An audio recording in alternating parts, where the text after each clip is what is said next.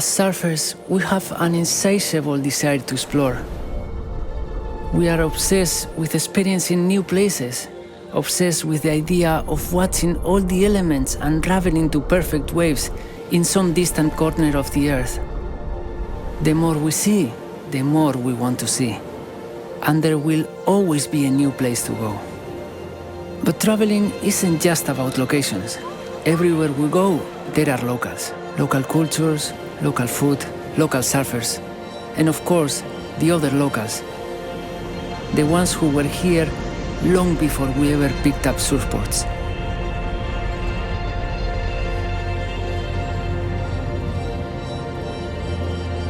My name is Kepa Cero.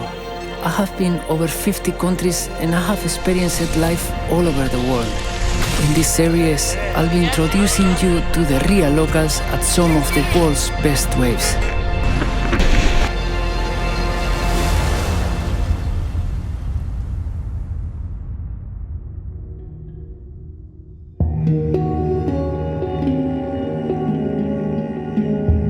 The Bay of Biscay is an Atlantic Gulf that hugs the northern coast of Spain and the western coast of France.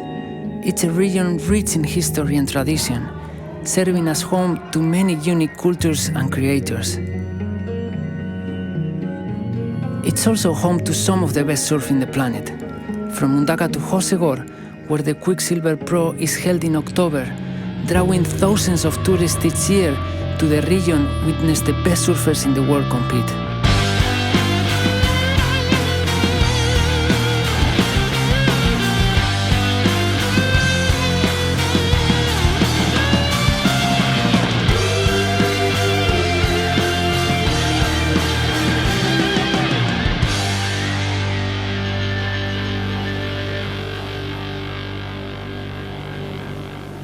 Southwest of France is a special area because of its beautiful beach, nature. The surf culture really blends with older culture, and you see really old building and history. It's always linked between the ocean, of course, and the mountains. The mountains pretty much dive into the ocean here. It's very laid back. The local people are amazing. Drink, speak, sing. So the food is bringing all this together. Amazing wave, right, left, many different peaks, spiraling wave. It's kind of like Hawaii, kind of like place like that, except it's beach, it's sand. It's truly one of the best beach breaks in the world.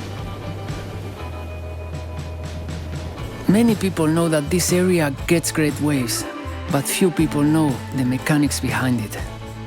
The Capbreton Gouf is a deep water canyon that helps funneling surf. Due to the canyon depths and proximity to shore, it's a sanctuary for incredible marine life. However, human activity can put some of those creators in danger, and that's been the story around the world for a very long time.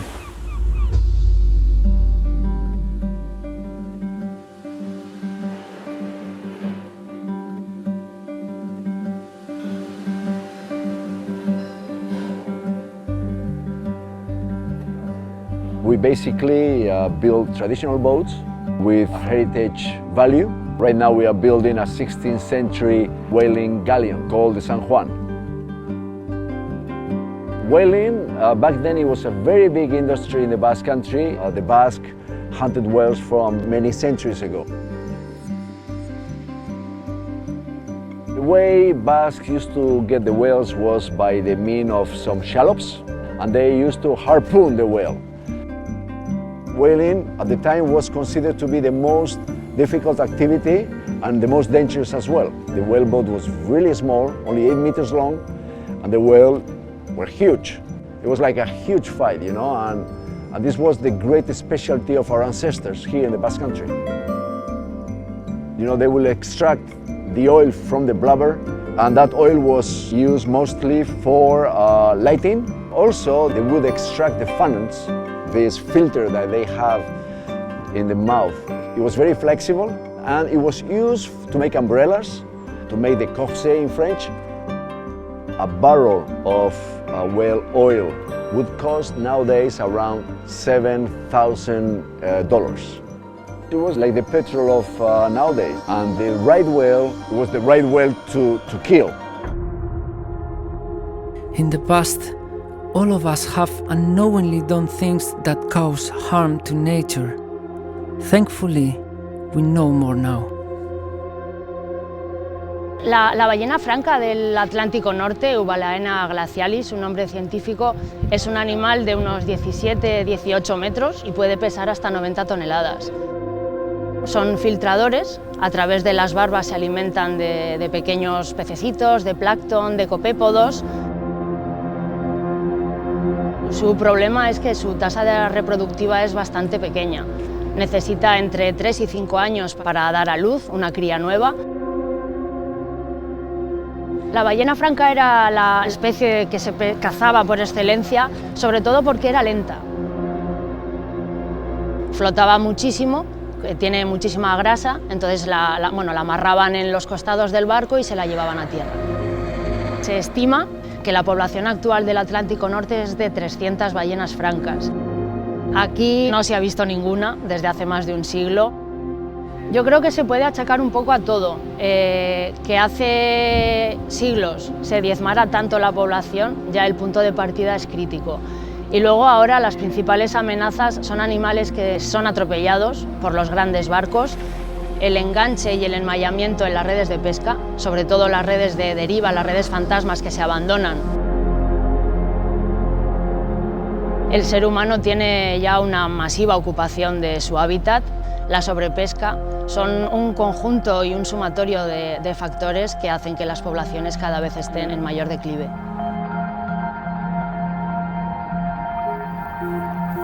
These whales have migrated and now inhabit the western side of the Atlantic.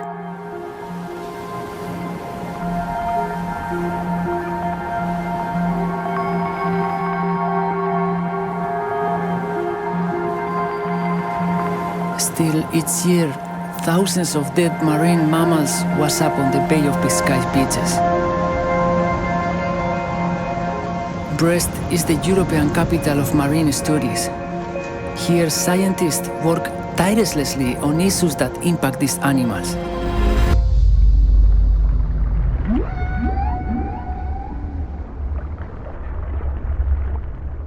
Animals that produce sound, they use sound, it's not just for the pleasure. It's because they need it. All species, like shrimps, they produce sound, but also the very big whales, they also produce sound, and they use that to communicate, they use that to meet and to reproduce, and also to catch the prey. We look at the noise that is generated by the human activities. The noise from the vessels, seismic survey or piling when they do some construction work. Underwater, the sound can propagate kilometers, tens or hundreds of kilometers. The whales, they can communicate from one side to the other side of the Atlantic. So all that will accumulate and then starts to be a big problem.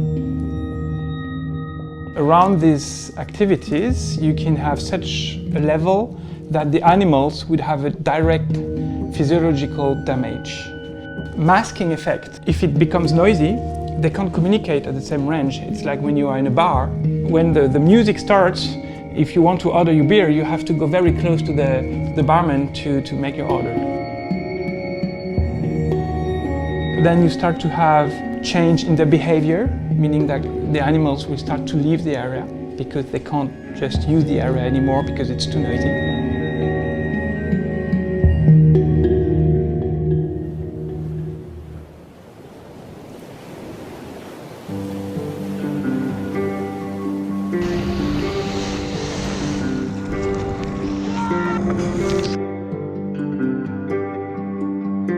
Ocean pollution, it's a really wide topic because it can come from almost everywhere. There's a big part coming from the land to the sea.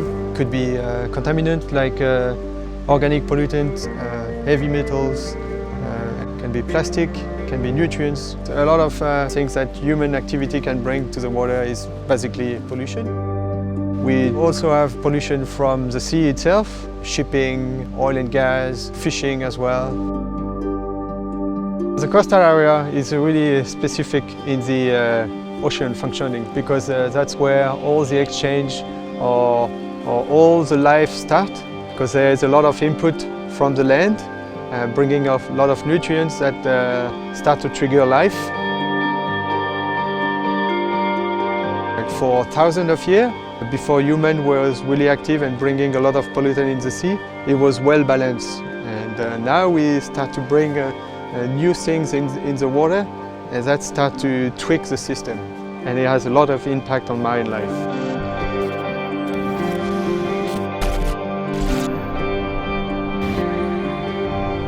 All the marine ecosystem that's all related, from phytoplankton to bigger fish to marine mammals, everything connected. If you start to tweak the beginning, you tweak the end.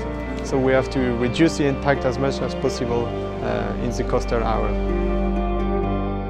Environmental issues need to be addressed at many different levels: industrial, political, and personal. Even though it's a complex equation, there are simple things that you can do to help. I used to travel a lot. I try to change a bit my way of traveling and thinking in a different way, of trying to use less fossil energy. I pretty much changed my way of eating as well. Agriculture has a huge impact on the environment. It can be just really simple habits to take, like reuse the same bag for shopping or have a water bottle that you fill up. It's little things, but every time I see something in the water, I grab it, I put it in my wetsuit or in my pocket, my board shorts. That only, as one person, over 1 year, it can make a massive difference. Even though this story is about the North Atlantic right whale, its lessons are applicable everywhere. We now have a deep understanding of our impact in the environment, and we have the power to make the right decisions. Because if we truly want to experience and enjoy beautiful places like the Bay of Biscay, we have to respect the locals.